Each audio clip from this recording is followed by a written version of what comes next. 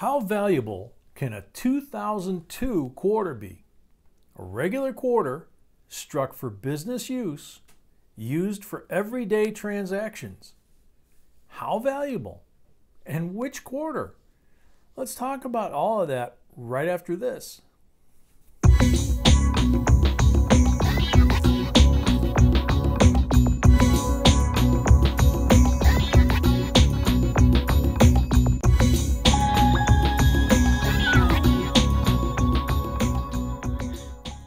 Hey YouTubers, this is JNB, and welcome to our JB Coins family.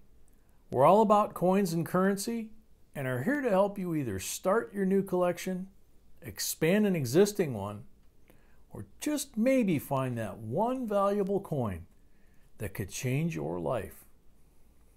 Recently, we did multiple videos about the Statehood quarters, and in those videos we usually focused on one quarter from that year, the most valuable and worth looking for.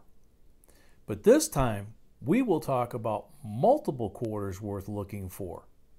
Ohio and Indiana quarters you should know about, because they're worth really good money, so we need to cover them. We will tell you what to look for, and of course, we will give you their most recent sold prices like we always do in our videos. The year 2002 is the fourth year of production of quarters in the 50-state quarters program, which started in 1999 and ended in 2008. The 2002 quarters were struck for business use in Philadelphia and Denver mints. The U.S. Mint also struck 5 different designs that year at each mint: Tennessee, Ohio, Louisiana, Indiana, and Mississippi. So let's start with the first of the quarters we will talk about with details in this video, the Ohio quarter. The 2002 Ohio State quarter is the second quarter to be released in 2002 and the 17th in the 50-state quarters program of the United States Mint. The reverse design honors the state's place in the history of aviation. The coin's reverse was designed and engraved by Donna Weaver.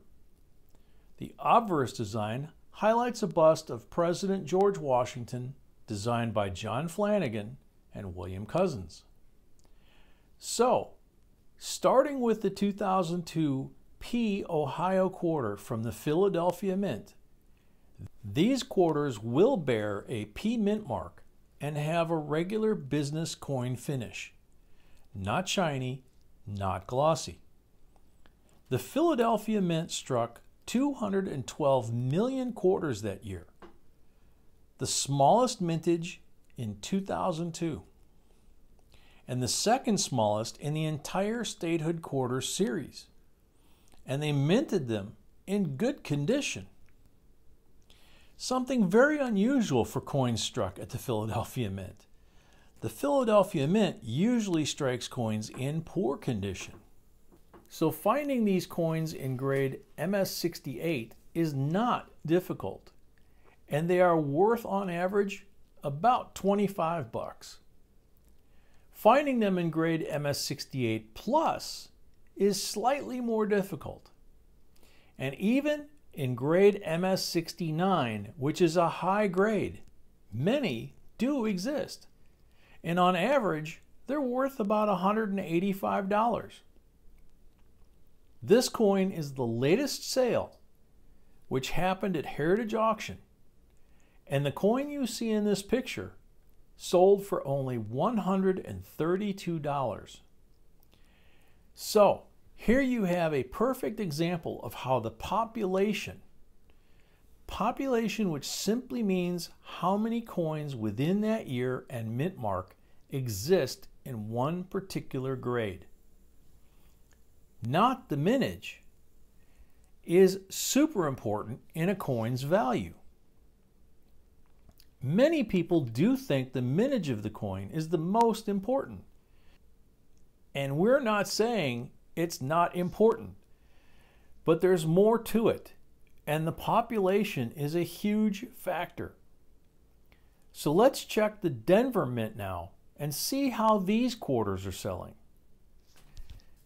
The 2002 Denver, Ohio quarter has a much higher mintage. The Denver Mint struck a little bit over 414 million quarters that year, almost twice as much as the Philadelphia Mint had struck that year. But it's much more valuable. They will bear a D mint mark and have the same business strike finish. And surprisingly, they were struck in pretty much the same condition as the Philadelphia Mint that year. In grade MS-67, it's worth on average about $13. In MS-68, about $15. But here comes the but. In MS-69 condition, they are very scarce, and only one example is known to exist in that grade. And because of that coin population, it's worth really good money. How good? How about $3,525 good? It's sold at heritage auctions for this amazing money. Super amazing money for a newer quarter. So look for a 2002 D Ohio quarter. Don't even think twice. Buy 2002 mint sets or original 2002 Denver quarter rolls from the mint. Search through them. So now let's take a look at the second quarter we will present in this video, the Indiana quarter. The 2002 Indiana State quarter is the fourth quarter to be released in 2002 and the 19th in the 50 state quarters program of the United States Mint. They were released on August 2nd, 2000. The reverse design features a race car over the outline of the state. Indiana is home to the famous Indianapolis 500 car race. The race has been run every year since 1911, except during World War II, and is the oldest auto race in the world. The design includes 19 stars to signify Indiana as the 19th state. The coin's reverse was designed by Josh Harvey and engraved by Donna Weaver. The obverse design highlights a bust of President George Washington, designed by John Flanagan and William Cousins. So starting with the 2002 P Indiana quarter from the Philadelphia Mint, these quarters will bear a P mint mark and have a regular business coin finish, not shiny, not glossy. The Philadelphia Mint struck 362 million quarters that year, and they also minted them in overall good condition. In grade MS-68, they're worth on average only about $15. In MS-69, which is also the highest grade known for this coin, sold at heritage auction for $241. Also, not a lot of money because of the high population of coins in that grade. But there's a bit of a different story with the 2002 Denver Indiana quarter. The Denver Mint struck a little bit over 327 million quarters that year, a slightly lower number than Philadelphia struck that same year. They will bear a D mint mark and have the same business strike finish, and surprisingly were struck in pretty much the same condition as the Philadelphia Mint that year. In grade MS-67, it's worth on average about $12. In MS-68, it's worth about $34. But here comes that but again. In MS-69 condition, they are very scarce, and only one example is known to exist, and it was graded by NGC. Pretty much it sounds like the 2002 Denver, Ohio quarter, right? Well, this amazing coin, the 2002 D Indiana quarter in MS69, sold at Heritage Auctions for $3,760. How amazing is that? So now you understand why we need to cover 2 quarters from this year. Again, if you have 2002 mint sets, you can look for both of these quarters in that one set. Remember those dates and watch our short playlist about other valuable Statehood quarters linked at the end of this video. Remember, they truly are worth looking for. Now, do they have errors? Yes, they do, and very valuable ones. And like any error coin, you can find them in your change. And in fact, most of them were found in change.